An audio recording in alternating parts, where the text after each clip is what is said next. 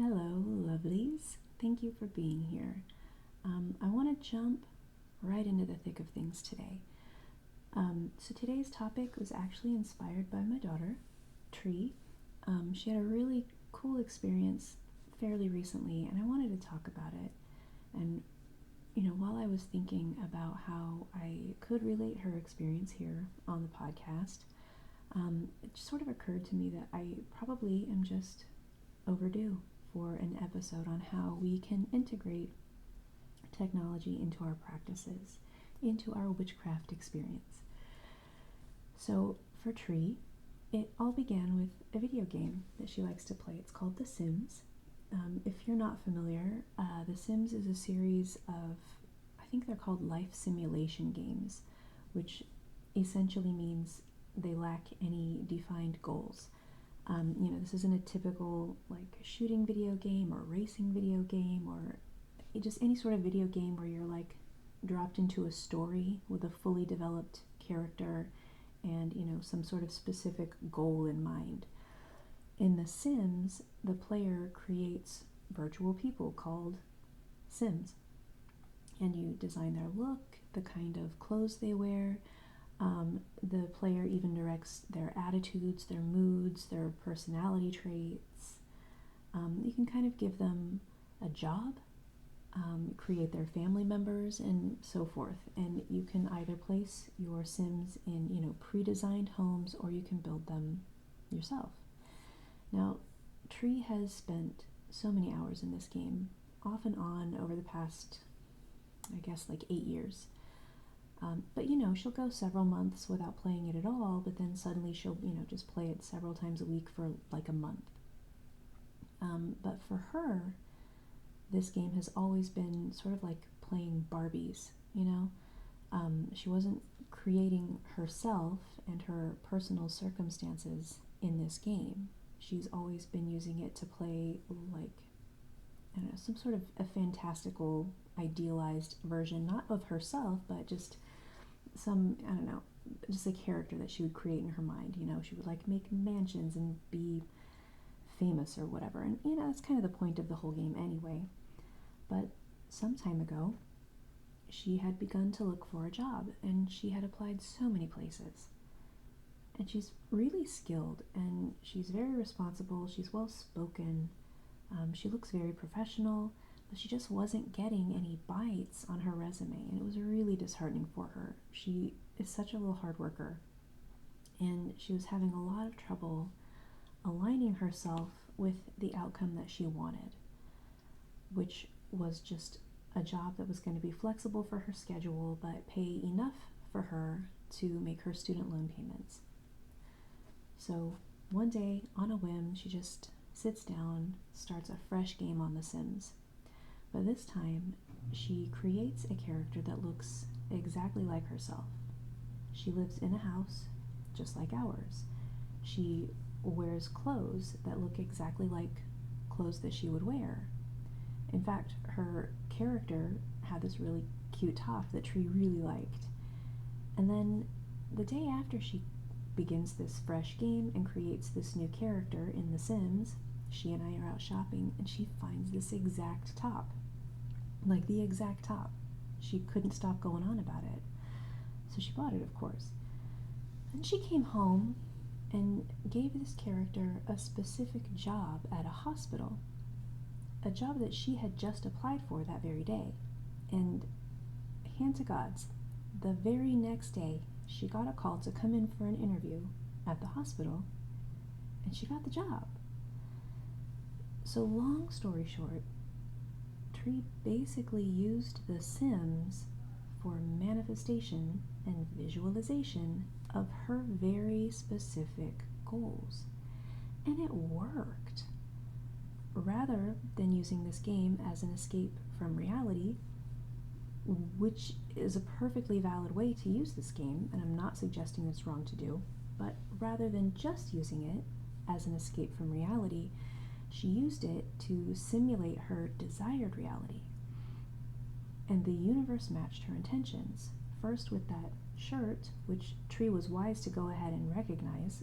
She took the hint, got that top, and then actively aligned herself with the tree in the game. And then she immediately took the next step to give that character, that version of herself, the very job that she wanted. The universe listened. It recognized that. It mirrored that. Now, I'm not suggesting that everyone should go and install The Sims. I myself have never spent a nanosecond on that game. But what I am suggesting is that we can get creative and unconventional when it comes to how we release our intentions and how we practice our craft. And in Tree's situation, she was having a lot of difficulty visualizing and crystallizing this outcome that she wanted. The video game created her vision for her. She set the parameters and she set the goals within the game, and then the game was able to mirror what it was that she was trying to enact in her own life.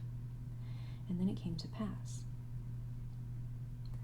And, I know that we like to disconnect ourselves as much as we can from technology. And that's a good thing, especially as witches. But the fact of the matter is that there are ways we can use all of this technology to our advantage. And there are tarot apps and moon phase apps. I've spoken about this plant identification app that I really like several times on this podcast. There are apps for crystal identification, and I'll go ahead and put links to some of my favorites in the episode description. This is not sponsored at all, by the way. All these apps are free, so if you download an app and you think it sucks, I don't know, I'm sorry, just delete it, I guess. Anyway, the question must be asked, does all of this embracing of technology and even leaning into it rather than shunning it in a very deliberate manner, does this undermine our spirituality? Can it diminish our connection to nature, to Mother Earth, to spirit? I mean, well, sure, it can, but only if we let it. It doesn't have to be some kind of a zero-sum competition. We can have it both ways. That's the beauty of being the architects of our own spiritual practices. We get to decide what we want to use and what we don't, what we want to include and what we want to exclude. God, I have cottage fantasies, little cottage witch fantasies, but the truth is I also really love Uber Eats. And, while I would love to live off the land with no one but the birds and the mountain lions for company, how am I going to charge my Kindle? So, I get it, I want it both ways myself.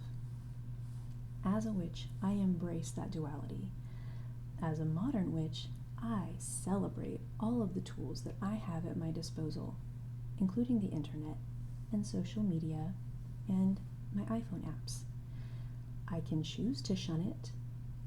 I can choose to let it consume all my time and my energy. Or I can choose to allow it to work for me and to help me to manifest my desires. Through technology, I've been able to create a podcast from scratch. I've come to know beautiful, powerful people literally all over the world. I met my dearest friend. And these were all intentions that I could not have manifested without using these beautiful technological tools. We already use technology in our daily lives every day. And I have to point out that if you're listening right now, you're using technology to spend time listening to a witchcraft podcast. That's some tech witch shit right there. Cyber witches, baby. So, aside from your excellent taste in podcasts, and aside from manifesting positive outcomes in The Sims, let's talk about a couple different ways we can integrate technology into our practices to push those manifestations out, to bring those desired outcomes in. Now, one of the best things we can do for ourselves is to really go through our social media and just ask ourselves what we're hoping to get from it. You know, if our feeds are full of like distant relatives and people from high school that are only following us so that they can gossip about us, or, you know, if these are just people that we don't even really care about, but we're just sort of being nosy, it's probably time to clean house. You know, if our feed is full of influencers who are trying to sell us products that we don't need, or, you know, some unattainable ideal, or people who just make us feel inferior or angry, then it's time to clean house. We don't need these people making us feel bad on our own devices. I'm paying the bill for that. Why would I want that? You know, these algorithms are going to give us what we continue to interact with and engage with. So it's probably a good idea to be more mindful of what we decide to like and follow. And it's actually a really good way to think about how the universe gives us what we want. You know, it's just an algorithm. It sees what we put our emotions and our energy into, and it gives us more of that. This is not to say that if bad things happen to you, that it's because you invited it to happen. That is not my message here at all. Sometimes shit just happens.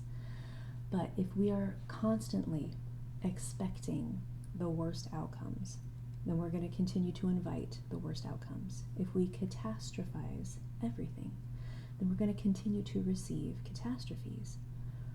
We have to move with the expectation that we're going to get what we want. We have to do our part to make space in our lives for everything to go right. You know, I can't manifest a happy relationship while also refusing to get out of a shitty relationship. And I can't manifest a new lover by refusing to ever leave the house and go on a date.